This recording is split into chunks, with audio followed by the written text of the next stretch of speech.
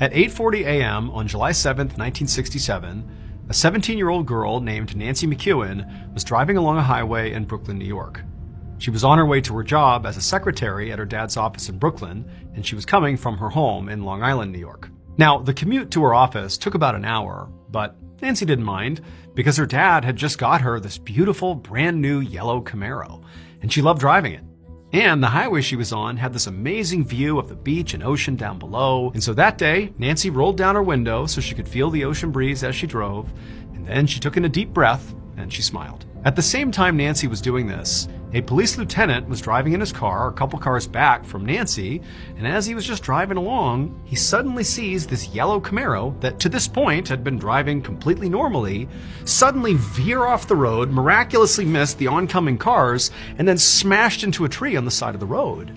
And so the police lieutenant instinctively jammed on his brakes and veered over to the shoulder and stopped behind the Camaro. And as the lieutenant got out of the car, he was thinking clearly the driver must have just had some kind of medical emergency because he didn't see any obstacles in the road. And, the car, the Camaro, had been driving completely normally to that point. So what would cause them to veer and crash into the road at such a high speed other than a medical emergency? And so the lieutenant jumps out of the car, runs over to the driver's side window, and he looks inside and he sees this teenage girl, this blonde teenage girl, and she's slumped over the wheel and she's not looking up at him. She's not making any sound. She's just sitting there.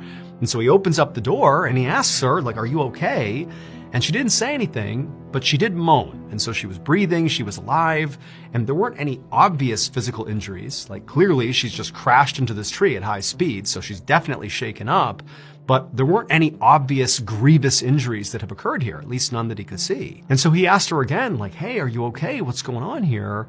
And she just continued to moan. And so again, considering he's looking at her and she seems, basically okay, all things considered, he thought, maybe she's drunk. That would kind of explain, the sudden veering off the road. And so at this point, the lieutenant radioed for backup and also called for an ambulance. And while he waited, he began searching the car, just basically looking to see if maybe there was some clue in the car as to what happened here. For example, containers of alcohol. And so he's looking around and he doesn't see any empty bottles and he can't smell any alcohol in the car. But still, this whole time, the girl is not responding. She's just moaning and just kind of slumped over there. And then a couple of minutes later, he hears sirens and he looks up and a bunch of first responders came over. They pulled the girl out of the car, got her in the ambulance, and off to the hospital she went. Once Nancy got to the hospital, medical staff was able to determine that she was not drunk.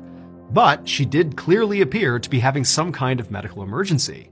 But they didn't know what it was. And again, there was no visible injuries on her. She just basically looked really shaken up and was non-responsive. And quickly, after Nancy was at the hospital, her condition only got worse, to the point where doctors were giving her shots of adrenaline to try to keep her alive. But it didn't work. And at 11:30 a.m., roughly 2.5 hours after Nancy crashed into the tree, she died.